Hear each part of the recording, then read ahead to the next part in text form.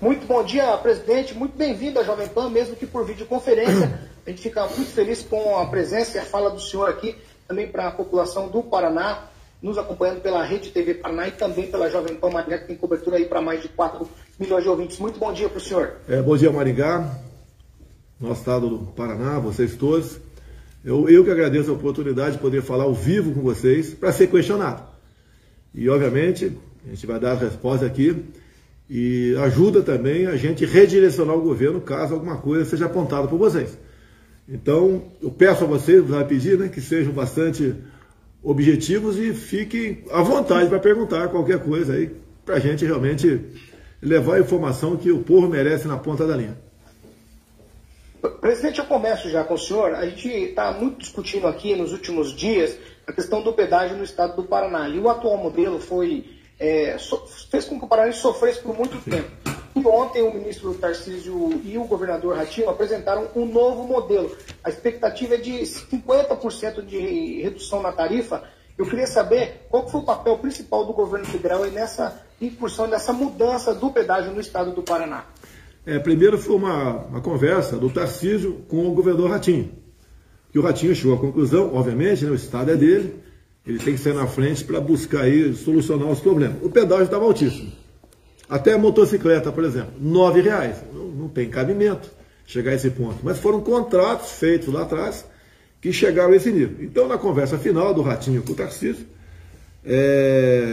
vão ser leiloados novamente, né, as concessões aí. Serão atingidos 3.300 quilômetros de rodovias aí no Paraná. Eu não sei o tamanho da malha rodoviária, mas é um percurso que quase, com toda certeza, vai tomar mais da metade do estado do Paraná. Desses 3.300 quilômetros, teremos 1.780 de duplicação. Tá? Também serão 10 contornos em cidades, que é importante para desafogar o trânsito, como Maringá, Ponta Grossa, Londrina, Arapongas, Califórnia, Apucarana, entre outras. Bem, e mais uma série de medidas. O mais importante, que o povo sente na ponta da linha, é o preço do pedágio. No mínimo vai cair 40% o preço do pedágio. E o leilão está sendo feito, aquele que oferecer ali a tarifa mais baixa para o pedágio é que vai ser a ganhadora dessas concessões. Então, no tocante às rodovias, pelo que tudo indica, para esse ano, vai ser um grande alívio para o povo do Paraná. E para os motociclistas, não podia deixar de falar, o pedágio vai ser zero. Então, no tocante à infraestrutura, no meu entender, ganha muito o Paraná. Eu parabenizo aqui o governador no momento, bem como, obviamente, né, o meu ministro Tarcísio. Presidente, eu tenho aqui na minha bancada Ângelo Rigon, Aguinaldo Vieira, Luiz Neto, eu tenho também Edivaldo Magro, Fernando Tupan, direto de Curitiba, e Kim Rafael, que está em Brasília. Eu vou tocar a bola agora para Fernando Tupan, direto de Curitiba. Fernando, fica à vontade.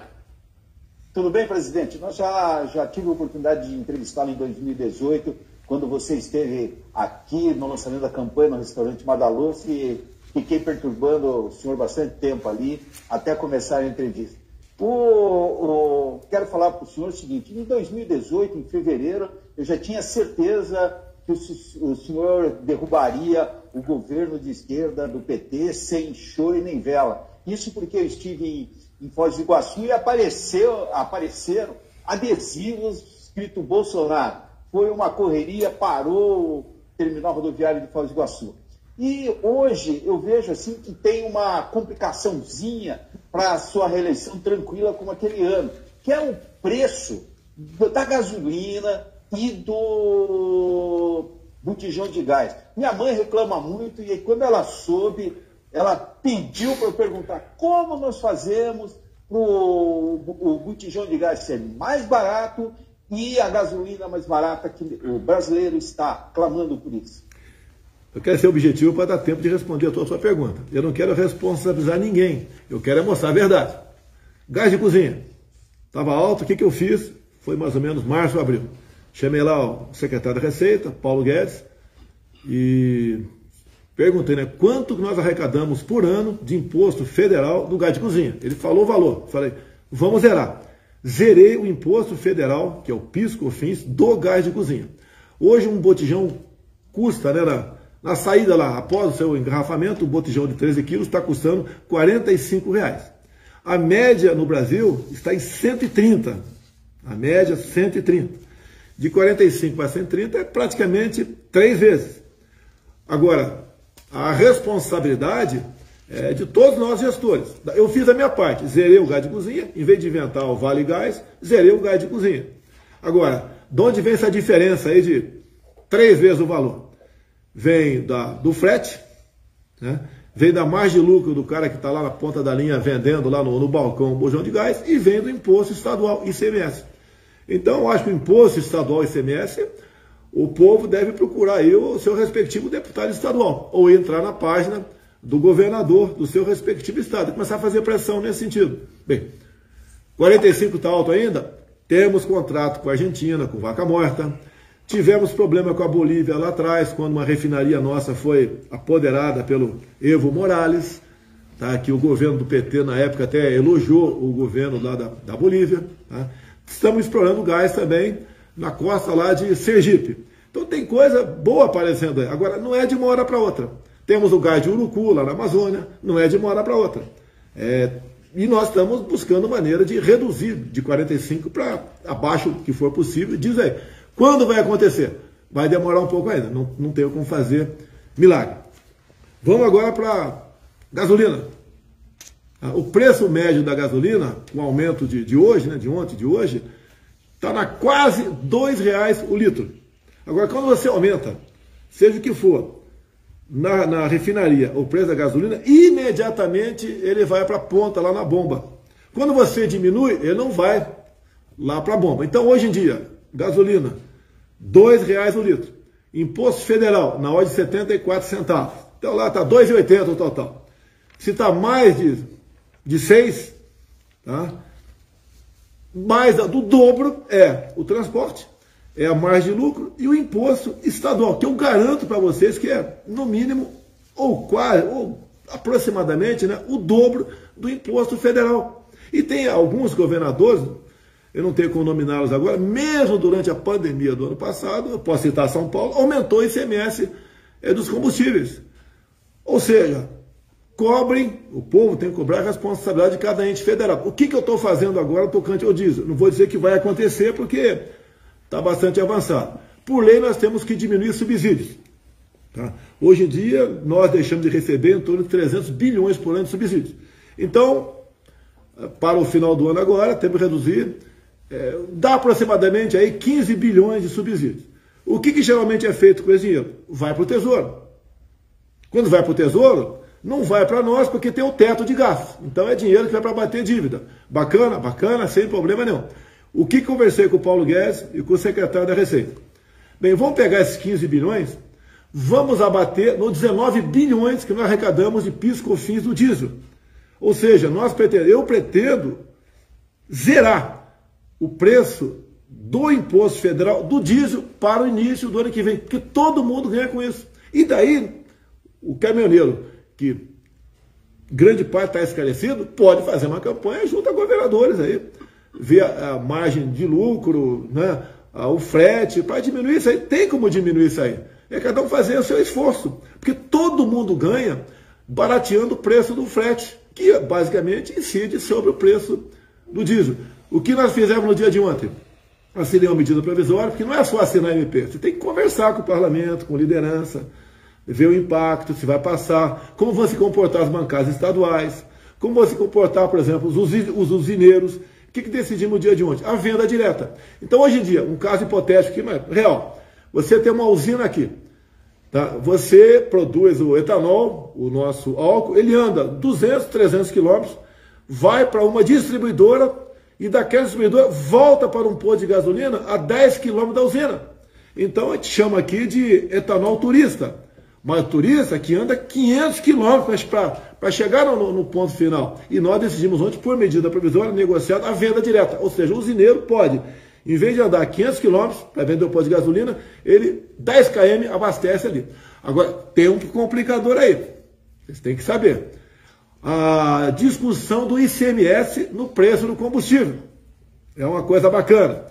Em 2001, foi promulgada uma proposta de emenda à Constituição dizendo que o valor do ICMS tem que ser o mesmo para o Brasil todo e valor nominal. Não pode ser um percentual como é feito hoje em dia. Nós cobramos um valor fixo no preço, por exemplo, do álcool e do diesel desde janeiro de 2019. Eu não aumentei em absolutamente nada. Tive com um funcionário da Petrobras, agora há pouco, tomando café comigo, está até do meu lado ouvindo a conversa aqui. O que é que nós vamos demonstrar nos próximos dias? Que o governo federal mantém congelado o seu valor, o seu imposto federal desde 2019. Enquanto que governadores, o contrário, eles arrecadam cada vez mais de ICMS. Porque o ICMS incide em cima de outros impostos, né, de forma errada. A gente chama de bitributação. Vamos supor que o ICMS no Paraná seja 30% da gasolina. Bem, está R$2 na refinaria, seria 60 centavos. Não é assim. O que os governadores fazem? Isso todos fazem. Pega o preço médio de 15 em 15 dias, está R$5. Ele cobra 30% em cima dos 5. Então, em vez de ser o valor de 60 centavos, vai ser em cima de, que ser em cima de R$2 na refinaria, vai ser em cima de R$5. Será 1,50, isso mesmo? Se eu me perder aqui, você me corrige aí, tá? Que eu não posso errar, eu sou fuzilado aqui. Então nós queremos cumprir a emenda constitucional. Daí o motorista, né, vai chegar no posto de combustível, tem um decreto nosso, vai ver preço da refinaria, imposto federal, imposto estadual, margem de lucro e frete. E ele vai saber ali quem, porventura, é o vilão da história. Agora, os governadores relutam contra a nosso projeto de lei complementar do valor do ICMS fixo em todo o Brasil. Nós já cedemos. Não precisa ser fixo para todo o Brasil. Se o Ratinho quer cobrar R$2 em São Paulo, aí, o Dória 3, e lá o Castro no Rio quer cobrar 1, ele é problema deles. A gente não tem nada a ver com isso. Mas o povo vai saber quem é que está realmente cobrando mais no combustível que onera ele toda vez que vai abastecer seu carro. Nós estamos entrevistando ao vivo e exclusivo o presidente Jair Bolsonaro, agora é a vez de Ângelo Rigon. Bom dia, presidente. Maringá é a terra do Sérgio Moro, que foi seu ministro, e é a terra do Ricardo Barros, que é o seu líder do governo. Vocês dois foram no mesmo partido, PT, você deve conhecer muito bem ele. E ele vai estar, ele é considerado um Houdini aqui da política do Paraná, e ele vai estar daqui a pouco na CPI da pandemia. Eu queria saber qual que é a expectativa do senhor em relação a esse depoimento, já que o pessoal lhe cobra, o senhor não saiu em defesa do Ricardo e não desmentiu o Luiz Miranda de ter falado o que ele falou na CPI. Olha, muita gente conversa comigo. Onde estou aqui, tem uns livros atrás, né? Não tenho tempo de ler não, tá? Essa é a biblioteca aqui da minha casa, que eu sou inquilino aí, pelo menos até o final do ano que vem. Se eu for fazer o levantamento da ficha de cada um que vem conversar comigo, eu vou deixar de conversar com muita gente. Muitos parlamentares têm problemas, a gente chama de capivara, né? Tem carrapato. Né? Eu não posso falar, não quero receber você porque você tem capivara, tem carrapato. E vem parlamentares de toda hora de falar comigo. Depois que eu recebi o Luiz Miranda, falaram, você não podia ter conversado com ele porque tem certas acusações sobre ele. Mas pera, ele é deputado federal. Veio aqui, trouxe uma série de... conversou muita coisa comigo, e depois apresentou um problema aí, né, de possível fraude, numa possível compra, que nada tinha sido comprado até aquele momento, da tal da Covaxin. Bem, tomei providência, foi resolvido o assunto, não era aquilo que tinha conversado comigo, da forma que ele conversou comigo, e está resolvido o negócio. 4 meses depois, ele resolve falar que teve comigo, não tomei providência. Como não tomei providência? Nós não compramos a vacina, já não íamos comprar a vacina. E ele, no meio da história, falou que eu teria criticado o Ricardo Barros. Bem, eu não vou ficar batendo boca com o parlamentar. Primeiro, se ele conversou comigo, se tem algo de concreto para apresentar contra mim, mais do que o direito, é dever dele denunciar. Agora, esperou 4 meses para falar, e daí começa a querer me jogar contra o Ricardo Barros. Eu fico quieto. Como eu não defendi o Ricardo Barros é líder do governo na Câmara.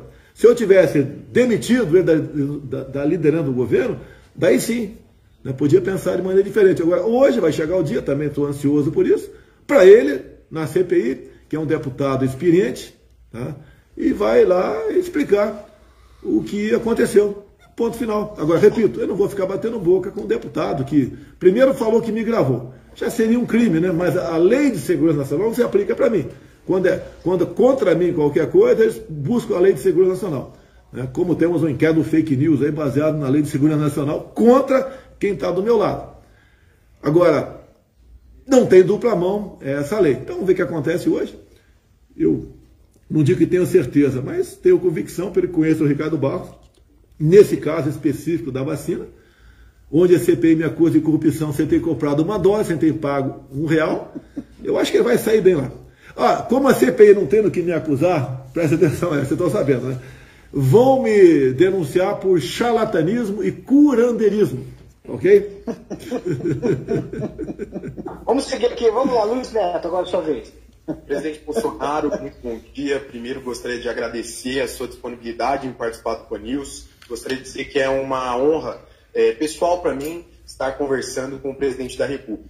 Presidente, a gente sabe que nesse circo montado pela CPI há muitos interesses políticos, entre eles de parlamentares, né? Alguns parlamentares da oposição, entre eles o senador Randolfo Rodrigues, da Rede, disse que essa é a CPI do impeachment e usam da imagem do presidente e, no caso do líder, para tentar prejudicar o governo. Eu queria saber do senhor como o senhor vê essa citação do deputado Ricardo Barros dessa CPI, mais de 100 vezes aí, a ligação da imagem do líder do governo na compra das vacinas, sem nenhum tipo de prova, e o uso da imagem do senhor de forma prejudicial, né, de forma prejudicial ao governo, para tentar prejudicar não só a sua imagem, mas de todo o governo.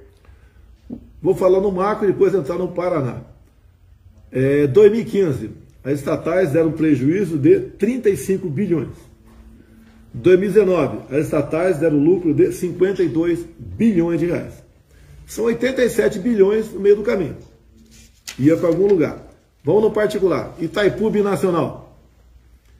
Pouco investia na região. 100 milhões, 200 milhões por ano. Basicamente projetos sociais.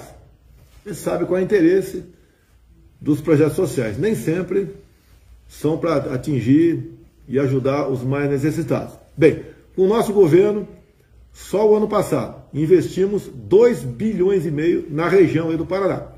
A segunda ponte com o Paraguai está 60% pronto. A terceira deve sair do papel o ano que vem, vai lá de Porto Murtinho.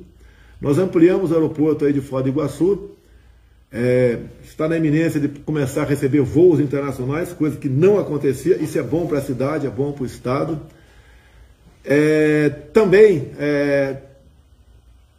fizemos muitas obras em 40 municípios que circundam aí a Itaipu Binacional. Então é uma maneira diferente de a gente tratar a coisa pública. Vocês são um pouco mais novos do que eu, mas nós sempre assistimos debates para executivo, não interessa se é municipal, estadual ou federal, todo mundo dizendo que ia combater a corrupção. O único governo que realmente fez isso depois das eleições foi eu. É o zelo que nós temos para indicar as pessoas que vão dirigir as estatais pelo Brasil. Olha, os Correios estão criticados. Sempre davam, ou não davam lucro, ou pequeno prejuízo, ou pequeno lucro. O ano passado, os Correios deu lucro de 1,5 bilhão de reais. Até meados desse ano, o lucro já ultrapassou 1,5 bilhão de reais. A Petrobras lá atrás, tem a ver com o preço do combustível, né? Parte do combustível da gasolina que nós usamos no Brasil é importado. E temos que pegar o preço lá de fora. E se nós não seguirmos o preço internacional, ocorreria desabastecimento. Agora, por que não temos gasolina refinada no Brasil? Porque o governo lá atrás, não estou criticando o Lula nem a Dilma, né? Mas decidiram por 2 refinarias no Nordeste e uma aqui no Sudeste.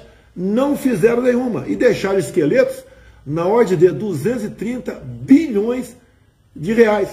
Bem, aí está um retrato de mais ou menos, né, o que acontece, o que acontecia no Brasil e por que tanta gente atira em mim. Eu não tenho problemas com a imprensa. Eu resolvi cortar geral, pelo menos 80%, a verba para parte da grande imprensa, porque o teto nos atrapalhava a fazer obras. A imprensa é importantíssima para a normalidade, para o progresso de um país. Então nós não temos problema. Agora, críticas o tempo todo, né? 24 horas por dia. Então a gente resiste, faz de tudo para não desistir, que eu entendo que a minha presidência é uma missão de Deus, e vamos tocando o barco. Então, acho que eu dei um breve retrato aí de como funcionavam as coisas no Brasil, no macro, né, e como funciona atualmente. Agora, Edivaldo Macro. Bom dia, presidente. Com a rejeição lá da PEC, do voto impresso na Câmara, e essa disposição do presidente do Senado em não retomar um debate de uma PEC parada lá em 2015, o senhor considera encerrado o assunto do voto impresso, presidente? Olha o que acontece. Hoje eu botei uma matéria do jornalista Ricardo Boechat, que já nos deixou. Eu tinha uma certa liberdade com ele, sobre eleições lá de trás. Não faltam, né, pessoas falando que foi votar e aconteceu isso, aconteceu aquilo, apareceu outro nome lá. Né? Próprio São Paulo, eu falei na primeira live minha desse assunto.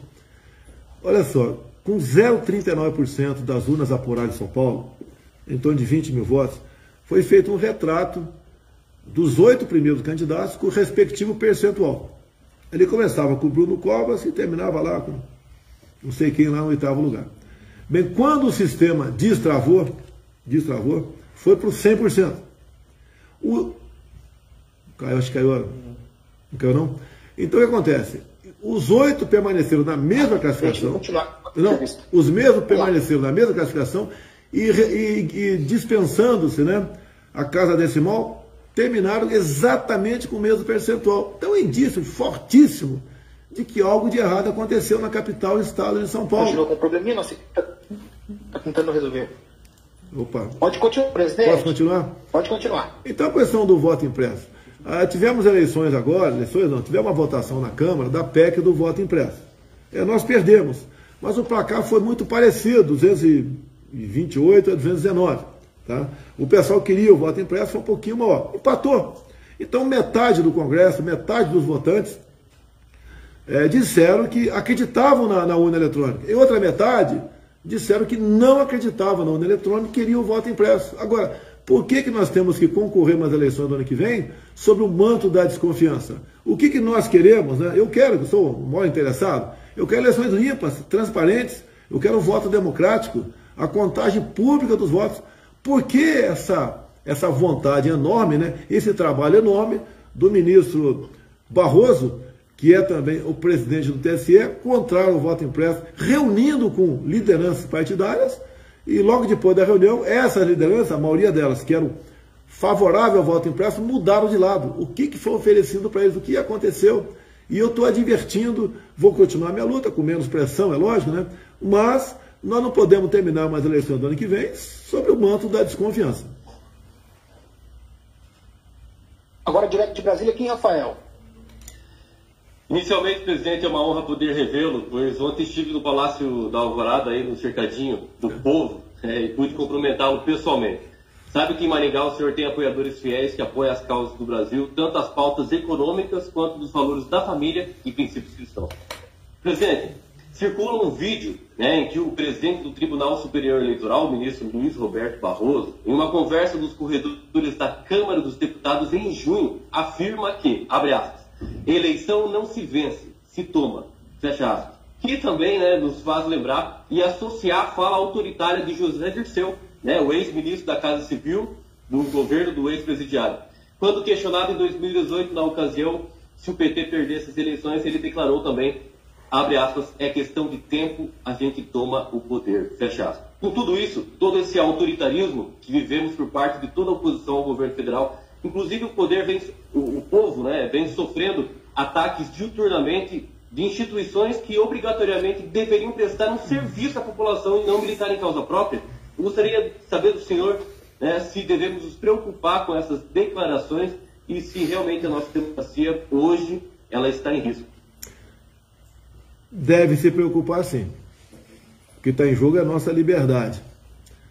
Eu costumo dizer, se com liberdade está difícil lutar, imagine sem liberdade. Na segunda live minha sobre esse assunto, eu apresentei provas do TSE da invasão do sistema eleitoral. Conforme o próprio TSE diz, na pessoa do Joseph Janini, que era o super-homem, era o pai do voto eletrônico, assinou em documentos encaminhados à própria Polícia Federal. Ou seja, um hack esteve de abril a novembro de 2018 passeando dentro dos computadores do TSE. Inclusive, segundo o próprio TSE, tendo acesso ao código-fonte e as senhas até de um ministro, o ministro Banhos. Isso quem está dizendo sou eu, é o próprio TSE que disse. E daí o TSE também diz que depois do inquérito instaurado aí em novembro, o TSE mesmo disse que não houve manipulação de números, a não ser talvez em Aperibé, Rio de Janeiro. Isso é o TSE quem diz. Agora, vamos relembrar o meu caso com o juiz Moro, quando o Moro falou que naquela sessão secreta minha, tinha informação que eu interferia na APF. Bem, daí então, eu entreguei o chip lá pro Supremo Tribunal Federal e o ministro Carlos Veloso mostrou tudo o que aconteceu naquela sessão. Eu não tinha obrigação de entregar porque a sessão não era uma sessão formal, era uma reunião, como vocês fazem, reunião de pauta aí com vocês, não tem que divulgar esses dados, mas divulguei. Bem, foi comprovado que não tinha nada. Agora, se eu tivesse destruído ou não entregado o chip, o que todo mundo estaria falando agora? Que eu não entreguei as provas de que realmente eu havia interferido na PF. Vamos voltar para esse caso.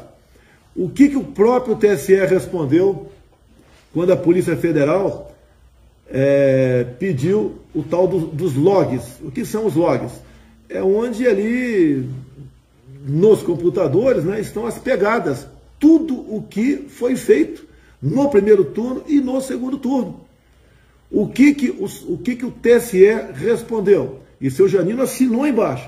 Apagamos os logs. Olha, se não deviam nada, por que apagar os logs? Eu acho que todos nós aqui, até a imprensa, é a primeira vítima quando se vira a mesa. Não tem imprensa livre na Venezuela, não tem lá em El Salvador, não tem na Coreia do Norte, não tem em Cuba. Uma das primeiras vítimas, além da verdade, é a imprensa. Agora, ele está comprovando o que aconteceu. Tá? Então, é lamentável, né, o que o ministro Barroso está fazendo. O próprio ministro do Supremo Tribunal Federal, o presidente Fux, na sua nota, falou, mexeu com um, mexeu com todos. Não é assim. Né? Se um militar aqui faz uma coisa errada, que eu sou militar, o que nós fazemos? A gente investiga. Se tiver responsabilidade, vai pagar o preço, altíssimo. Agora, não pode ter o corporativismo nessas questões. Falavam tanto em democracia, em ditadura, em voto. Né? Hoje em dia, não, até há pouco tempo, estavam dessa forma. E daqui para frente, como vai ser? As suspeitas, denúncias de fraude de pessoas do povo que diz que apertava o botão do seu candidato, apareceu outra fotografia, estão aos montões pelas mídias sociais. Então nós temos a obrigação de mostrar para o povo brasileiro que somos um país democrático e civilizado. Ninguém em Brasília aqui pode se arvorar e dizer que é melhor do que o outro. Muito pelo contrário, eu sou o servidor público número 1. É nossa obrigação, tá, fazer a vontade da maioria da população. Está sendo organizado um movimento para o dia 7 de setembro lá em São Paulo. Eu estou sendo convidado. Eu vou decidir nos últimos dias se vou ou não. Agora, a gente pergunta, faz um movimento. Quais as consequências do movimento? A gente gostaria que não só o parlamento, em primeiro lugar, bem como alguns ministros, né, do Supremo Tribunal Federal e do TSE, ouvissem o povo. Sempre me acusaram, né, de ditador, torturador, não sei o quê, um montão de coisa. E quando assumisse, ia dar um golpe. Tá? Nada aconteceu. Nós continuamos jogando dentro das 4 linhas da Constituição. Nós queremos, eu quero, tá, se perder a eleição, entregar a faixa e cumprimentá-lo, desejar boa sorte e cuidar da minha vida. Agora, da forma como está, parece que estão conduzindo para eleger aquele cara que até pouco tempo estava preso. E olha agora o que acontece, pessoal. Isso é muito importante que eu falar. Não tenho provas. Deixar bem claro que não tenho provas. Ouvi dizer, há alguns meses, ouvi falar que havia se acertado, né, que alguém ia desviar 12 milhões de votos meu. Repito, não tenho prova, não sei se a história é verdadeira. Não sei. O que aconteceu depois das eleições? Porque esse hack não é um turista. Ah, eu vou passear por aí, não tenho o que fazer, vou brincar no TSE, vou pegar senhas, inclusive de ministro. Não. Tá? Ele, com toda certeza, e seu grupo foi contratado por alguém que queria chegar ao poder.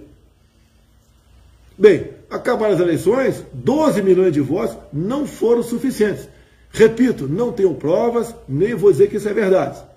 Não teriam os 12 milhões de votos garantindo a eleição do outro lado. O que aconteceu? O lado que contratou, como seu candidato não ganhou, resolveu dar um calote, não vou pagar. Daí o que esse hack fez? Fez uma matéria. Fez uma matéria e essa matéria originou o inquérito da Polícia Federal para apurar possíveis fraudes nas eleições. Bem, estamos há 2 anos e meio que o inquérito não vai para frente. Tudo que podia ser pedido pelo TSE já foi pedido, já foi informado de forma oficial. Só as informações estão mais do que claras que houve algo errado lá. Se não tivesse nada errado, senhor ministro Barroso, né, presidente do TSE, por que o TSE apagou os logs? Por que, né, apagou as digitais, né, do que foi feito dentro daquela sala, naqueles dias, onde dentro de uma sala secreta, meia dúzia de pessoas contavam o voto no Brasil. Eu não quero falar que, como disse um chefe aí, ditador no passado, né, quem ganha eleição não é quem vota, é quem conta os votos. Não queremos isso. Agora, o ministro Barroso, quando fala isso, que é muito semelhante ao que Zé Dirceu disse, até nós sabendo a vida pregressa do senhor Barroso, né, que ele lá atrás foi advogado, é direito dele advogar para quem quiser. Advogou para o terrorista Cesare Battisti, dizendo que era inocente.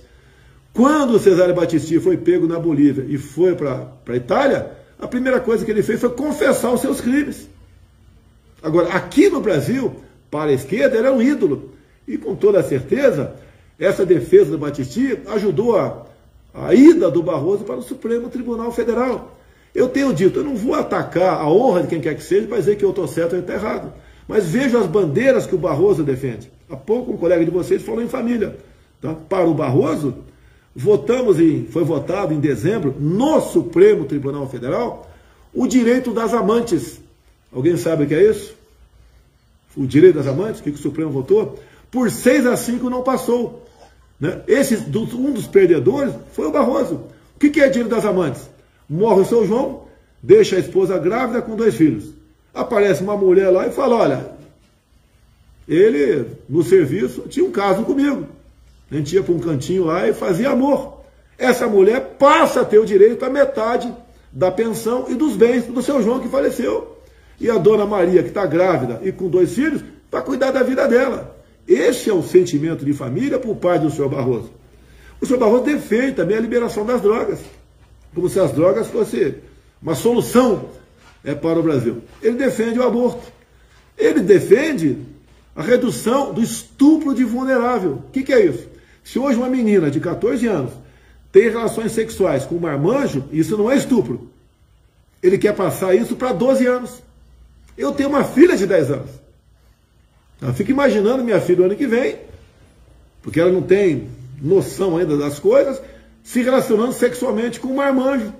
Eu vou ter que aceitar numa boa? O Supremo Tribunal Federal, com voto de Barroso, diz que com 12 anos a menina sabe o que faz, mas o seu Barroso é contra a redução da maioridade penal para criminosos de 16, 17 anos. Então isso é o seu ministro Barroso. É essa pessoa que foi para dentro do parlamento e convenceu a maioria dos líderes partidários fazer com que os seus liderados votassem contra o voto impresso, que seria uma forma de nós garantirmos eleições limpas e democráticas no ano que vem. Então, e o que eu faço? Com todo respeito, para mim é mais fácil ficar do outro lado ou ficar omisso. Já recebi 2 notícias crime lá do TSE para o Supremo Tribunal Federal. A primeira por não ter apresentado provas. Só a de São Paulo é uma prova, é um indício fortíssimo, é uma prova. O elemento sai de um quarto, tem uma pessoa morta com uma faca na mão suja de sangue. A princípio, essa pessoa tem 99,9% de chance de ser que matou aquela pessoa. Eu não vou... E outra notícia crime, também, é porque eu teria divulgado o inquérito que corria em segredo de justiça por parte da Polícia Federal. 2 anos e meio depois, não se tem notícia disso. O inquérito não chegou no final da linha, mas nós conseguimos, junto com o deputado Felipe Barros, aí do Paraná, as informações de que comprovam que algo de errado aconteceu por ocasião do primeiro turno das eleições e também por ocasião do segundo turno das eleições de 2018. E dizer a vocês, os indícios são fortíssimos de fraude das eleições em São Paulo, assim como em outros municípios do Brasil. O TSE afirma assim embaixo que pode ter havido manipulação de dados na eleição suplementar de APLB Rio de Janeiro. Nós vamos esperar acontecer de novo em 22 eleições dessa forma, que poderiam, eu não estou afirmando, poderiam também fraudar eleições para alguns governadores, para alguns senadores. E nós vamos conviver com essa sombra da dúvida? E não é sombra não me entender, isso aí é tempo fechado. Por que se negam? Por que alguns parlamentares resolveram votar contra o voto impresso baseado no quê?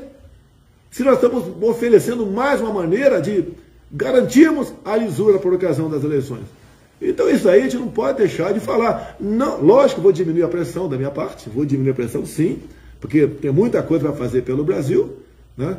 Mas não podemos esquecer, porque se esse pessoal conseguir o ano que vem, não me cobre nome de país, por favor, botar alguém sentado na minha cadeira presidencial, mais simpático a outras ideologias, porque alguns poucos países têm interesse enorme no Brasil. Nós seremos uma fazenda desse país. Alguém tem dúvida disso? Alguém tem dúvida com quem esse possível eleito ano que vem, com esse tipo de votação eletrônica, sempre teve ligações? Ele sempre esteve na Venezuela, apoiando Chávez Maduro, lá em Cuba, apoiando também lá a ditadura da família Castro. Ele disse há tempo atrás que na Venezuela podia faltar tudo menos democracia, e é muito importante agora, meus prezados jornalistas, nós devemos aprender com o erro dos outros. Tá certo? E nós vimos Cuba, 59, Venezuela, começou muito bem em 2009, em 99, depois foi deturpando, inclusive com votações da Smartmatic, exatamente dessa forma, e estamos acompanhando agora a Argentina, a nossa querida Argentina. Eu torço para que todos os nossos países da América do Sul aqui sejam prósperos, democráticos e saudáveis. Mas a verdade é outra. Já tem médicos argentinos fazendo revalida no Brasil. A elite da Argentina já começa, alguns já saírem do seu país. Lamentavelmente parece que no tocante à economia não tem como salvar a Argentina. Nós não queremos fazer no Rio Grande do Sul uma operação acolhida para argentinos, como fizemos em Roraima para venezuelanos. E quando se fala em Roraima, eu já paguei missão, né? Nós vamos começar a apresentar brevemente imagens das centenas de pessoas que fogem a pé da Venezuela para o Brasil. Passa por Santa Helena, Venezuela, vai para Pacaraima, ali é feita então a reunião desse pessoal, o Brasil, e a gente divide, pulveriza para o Brasil.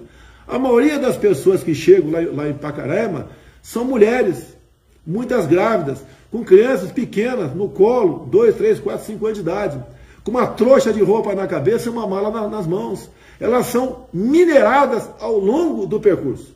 Arranca o dinheiro que ela tem. Muitas são obrigadas a se prostituir para alimentar sua família. Eu quero perguntar ao povo brasileiro, é isso que nós queremos para o futuro do Brasil? Afinal de contas, o nome que está sinalizado para ocupar a cadeira presidencial o ano que vem, com esse sistema de votação, que nós queremos ser votação limpa, vai fazer do Brasil o que fizeram com a Venezuela, o que estão fazendo com a Argentina. Olha para onde está indo, vou entrar em detalhes também, o nosso Chile. Eu conversei com o Paulo Guedes. O Paulo Guedes ajudou na economia do Chile lá atrás. E ele sempre dizia, né, olha, estando bem na economia, na política está bem. Foi demonstrado agora que não basta você estar bem na economia. Você tem que estar bem na questão política também. Agora, nós não podemos esperar acontecer para tomar providência. Por isso, eu venho falando antes sobre o TSE. E geralmente, um chefe de governo, geralmente, tá, ele procura estar do lado do sistema, tá, para tirar proveito disso. Eu não escolhi o sistema, escolhi o lado do povo brasileiro. Tenho dito, só Deus me tira daqui. Tá? Se o povo continuar me apoiando, como ver que está apoiando, nós vamos até o final da linha. E digo a todos no Brasil, mais importante que a sua própria vida é a sua liberdade. Lute por ela. Porque é fácil você ser comunista num país livre. O difícil, o impossível, é você ser livre num país comunista. E termino, posso continuar a exposição de você, o que eu falei agora há pouco. Se com liberdade está difícil lutar por direitos, imagine sem liberdade. Agora, a vídeo de Agnaldo Vieira, presidente. Agnaldo. Bom dia, presidente. A minha pergunta é muito simples. O senhor até já deu algumas pinceladas aí. Como é que é administrar o país com essa interferência do STF, essa ingerência do STF em assuntos que, por vezes, são de exclusivo responsabilidade do Executivo? Como é que é lidar com esse poder do STF ingerindo sobre ações que são exclusivamente do Executivo? Olha, não é fácil. Até questões simples, né? Indicar o diretor-geral da Polícia Federal, que na lei é atribuição minha. Então o ministro Alexandre de Moraes deu uma liminar para tirá-lo de lá, porque o argumento é que era meu amigo. Eu conheci o Ramagem, né, o delegado da Polícia Federal, logo depois que eu fui eleito, tá, em outubro de 2018. A amizade que eu fiz com ele, que é natural, o chefe da segurança, você tem que estar bem com o chefe de segurança, tem que interagir com ele e tem que confiar nele. Tá? É a pessoa que está cuidando da sua vida e da sua família. Bem, a liminar foi em função de eu ser amigo dele. Bem, se é por ser amigo dele, eu não poderia colocar o general Ramos aqui com um ministro meu, que eu conheço o general Ramos, ele é meu amigo desde 1973. Agora, o que estava em jogo? Eles não queriam uma pessoa, ele, né, no caso, um delegado da Polícia Federal alinhado comigo. E o critério da amizade, da confiança, é em primeiro lugar. É igual quando você casa com uma pessoa, você tem que confiar naquela pessoa, e ela confiar em você. E até eu lancei, né, um tempo atrás, né, falei, olha, certos cargos a pessoa tem que tomar cerveja ou tubaína contigo. Isso demonstra que você, em momentos de descontração, você conhece as pessoas. Bem, essa foi uma das interferências, entre tantas outras, que veio por parte do Supremo. O próprio inquérito que fala da interferência da PF está nas mãos do Alexandre de Moraes. E você pode ver, ele não bota um ponto final nisso, apesar de não ter nada que aponte para possível interferência da minha parte. Ele mesmo agora, Alexandre de Moraes, me botou no inquérito do fake news. Como militar, quem já passou pela casela sabe que a transgressão disciplinar mais grave é faltar com a verdade. Um cabo que falta com a verdade não sai sargento. Tá? Um subtenente também não sai segundo tenente se faltar com a verdade. E um coronel jamais será general se faltar com a verdade. E eu estou sendo acusado de mentir, de criar fake news. Mas não apresento um papel, olha, esse fake news aqui veio lá do presidente da República para tentar desestabilizar não sei o quê, atingir o Supremo, atingir o Legislativo, atingir o TSE. Nada tem no tocante a isso daí. Então, eu agora sou acusado também de charlatanismo e curandeirismo, tá? Mas isso é por parte da CPI. Isso vai para dentro do Supremo. O Supremo vai decidir o que vai fazer, vai encaminhar ao Procurador-Geral da República e vou ver se abre um inquérito no tocante a isso ou não. Agora, várias interferências existem fora da casinha deles. O Supremo está para decidir, por exemplo, a questão do marco temporal. Alguém pode achar, não tenho nada a ver com isso. Tem sim. Nós temos um limite para demarcar, no tempo, para demarcar a terra indígena. E, no nosso entendimento, que qualquer um leigo pode tomar conhecimento, está definido na Constituição. O que o Supremo está para decidir, e o relator, o ministro Barroso, que não tem mais marco temporal. Eu estou olhando para vocês aí, se no fundo aí do prédio de vocês tiver um terreno, se um índio resolver montar uma oca dele de um dia para o outro e acordar, no dia seguinte você tem que demarcar como terra indígena isso aí. Nós temos 14% do território brasileiro demarcado como terra indígena. E isso equivale a uma área maior que a região sudeste. Imagine uma área maior que a região sudeste. São Paulo, Minas, Rio e Espírito Santo. Só a reserva Yanomami, que tem mais ou menos 10 mil índios, equivale ao dobro do estado do Rio de Janeiro. O dobro do estado do Espírito Santo.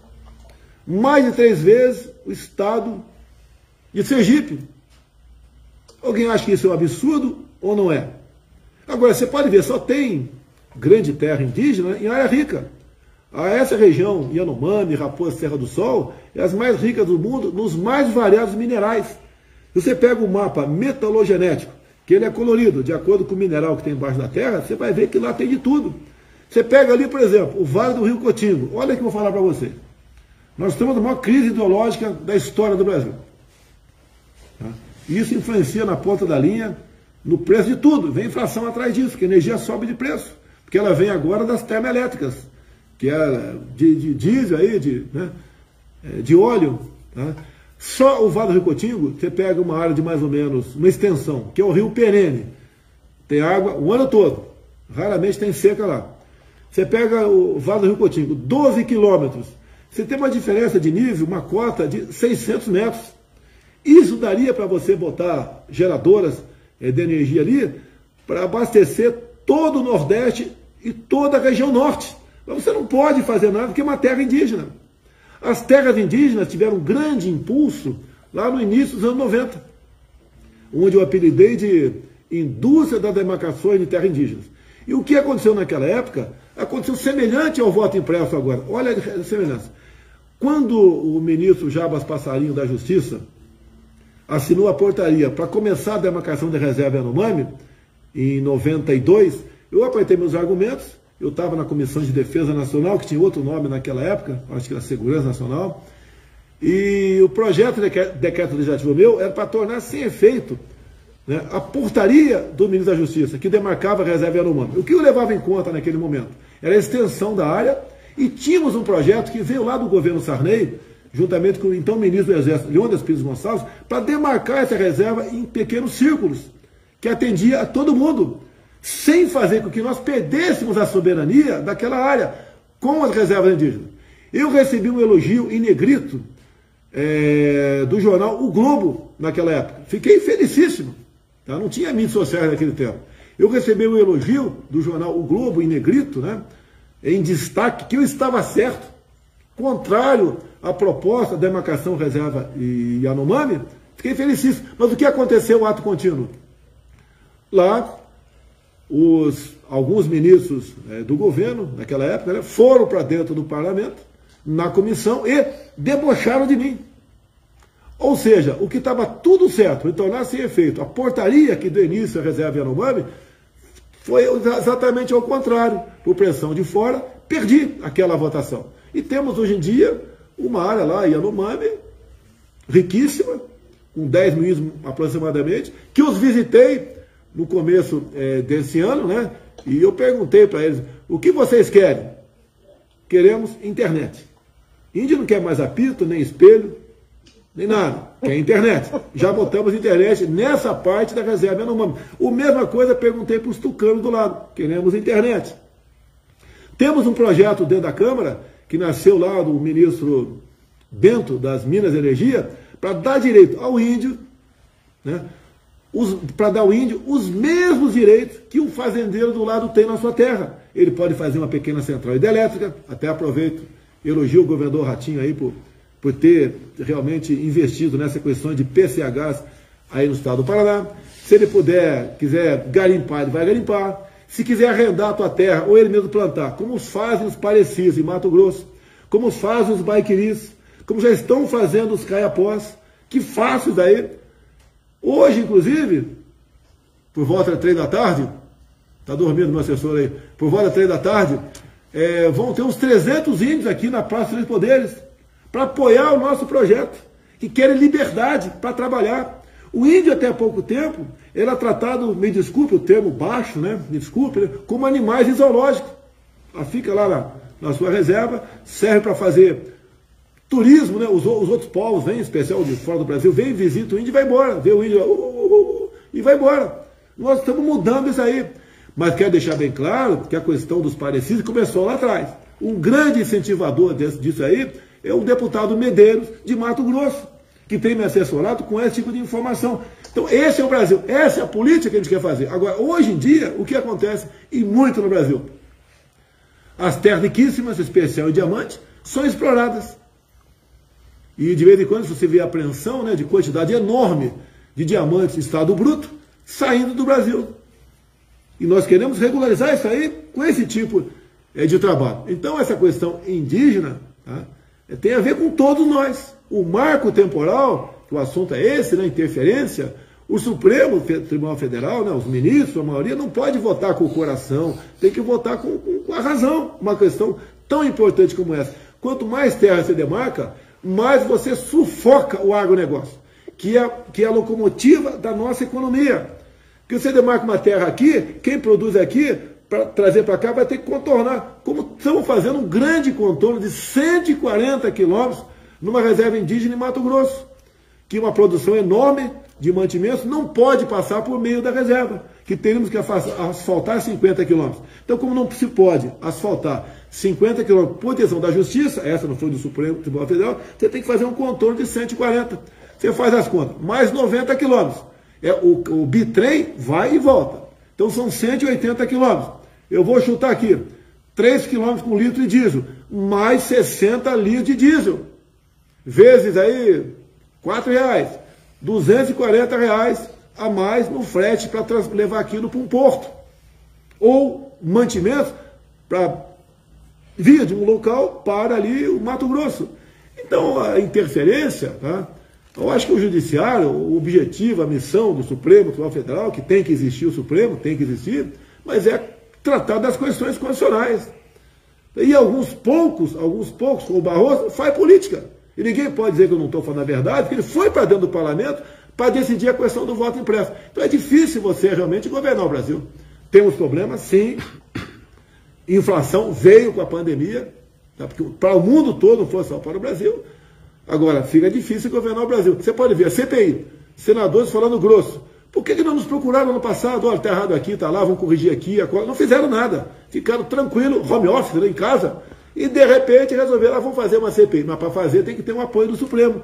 Daí foram no Barroso. O Randolph Rodrigues foi no Barroso e o Barroso determinou que o Senado abrisse a CPI da Covid. E está essa CPI perturbando a gente, atrapalhando o tempo todo. Você vê o ex-ministro aí, o general Pazuello, ele pegou uma bomba, foi uma missão.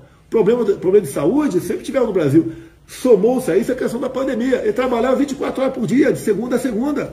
E agora tem ações contra ele, dizendo das omissões dele. Ele apagava incêndio de qualquer lugar. Ele foi o responsável pelos grandes contratos assinados no ano passado, para receber esse ano, porque não tinha como entregar vacina no ano passado. E o tempo todo é uma perseguição, né, por parte de alguns ministros, que atrapalha a mim e atrapalha o Brasil. 8 horas e 52 minutos. 8h52, eu quero agradecer a entrevista exclusiva que o presidente da República, Jair Bolsonaro, está fazendo aqui para a Jovem Pan Maringá. Presidente, a gente está falando aí para basicamente 4 milhões de ouvintes, mais o estado do Paraná todo, nos acompanhando também pela Rede TV Paraná, além das pessoas que nos acompanham pelas plataformas na internet. O senhor quiser dar uma palavra aí para o povo de Maringá e para o povo do Paraná, fica à vontade. Eu vou dar no geral. O Paraná sempre me tratou muito bem, não só o governador, bem como os parlamentares, o povo. Né? Eu agradeço a forma carinhosa que me trata, se bem que, graças a Deus, isso é no Brasil todo. E dizer que mais que acreditar no Brasil, cada um tem que fazer a sua parte. Tá? Um homem só não vai salvar a nação. Eu estou com o povo, né? Uso até o slogan aí do Grêmio lá do Rio Grande do Sul, que eu torço para que saia da zona de rebaixamento. Né? Eu estarei, né, onde o povo estiver. Né? Enquanto vocês estiverem me apoiando, eu estou com vocês. Não vou fazer o mais fácil. Estou fazendo o mais difícil, que entendo ser o certo. Então agradeço a todos, especial a Jovem Pan aí, que está nos ouvindo. E vamos tocar o barco. Tá? O Brasil é nosso. E eu acredito nessa pátria, e acredito nesse povo. E concluo dizendo, hoje nós temos um presidente da República que acredita em Deus, que respeita seus militares, que defende a família e é leal ao seu povo. Um grande abraço a todos, muito obrigado, Jovem Pan, pela oportunidade.